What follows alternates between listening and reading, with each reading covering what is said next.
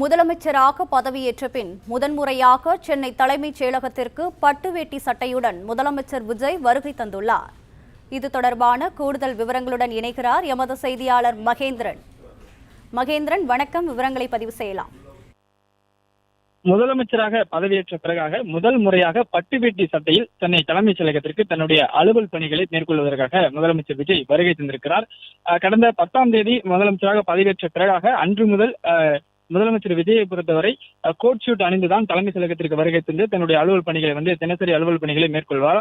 ஆனால் இன்று முதல் முறையாக பட்டு வேட்டி சட்டையில் தலைமைச் செயலகத்திற்கு வருகை தந்திருக்கிறார்.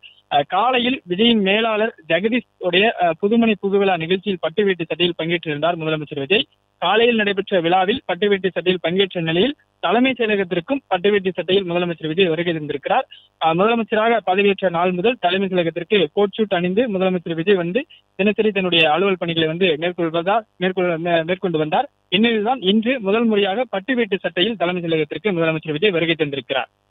பிளே ஸ்டோர் மற்றும் ஆப் ஸ்டோரில் இருந்து பாலிமர் செயலியை QR கோடு மூலம் பதிவிறக்கம் செய்யுங்கள்.